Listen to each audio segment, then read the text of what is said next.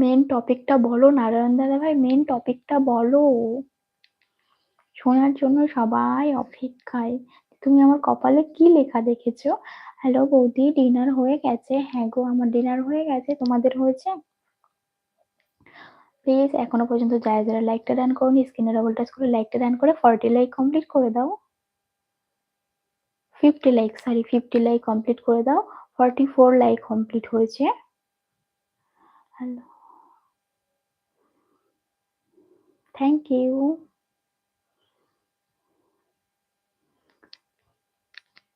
45। Hello,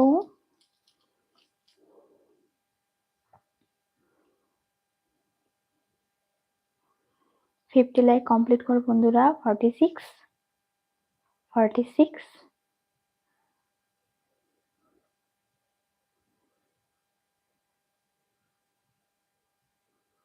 বৌদি আবার কালকে ডিনার করবে, একদম। এটা কিন্তু পরের দিন 12টা বেজে গেছে, আবার কালকে।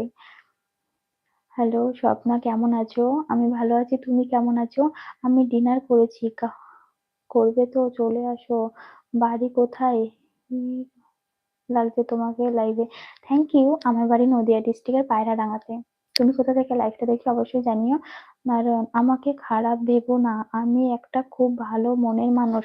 না দাদা ভাই, আমি তোমাকে খারাপ ভাবিনি, বাট আমার ওটা জাস্ট শুনতে ইচ্ছা করছিল, তাই জন্য বললাম। আমি তোমাকে কোনোদিন খারাপ ভাবিনি, আর খারাপ আমি বলছিও না। সবাই একটু 50 লাইক কমপ্লিট করে দাও। 46 লাইক হয়েছে বন্ধুরা, 46 লাইক হয়েছে। প্লিজ 50 লাইক তো কমপ্লিট করে দাও। আমাকে বাল্যক বাবার শিখিয়েছে কথাগুলো। ও আচ্ছা আচ্ছা, বুঝলাম।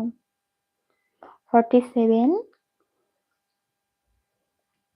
আমি ভালো আছি স্বপ্না। আচ্ছা, তো ডিনার হয়েছে সকলে? যে মেয়েরা সুখী হয় না তাদের কপালটা খুব ছোট করা হয়, কথাটা মিলিয়ে নিও।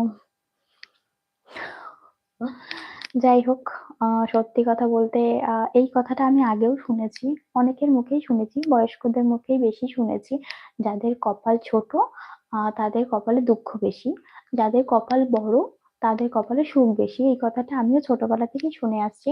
আর সত্যি কথা বলতে আমার কপাল যথেষ্ট ছোট, মানে আগে আরো ছোট ছিল, বুঝেছো? আমার কপাল আগে আরো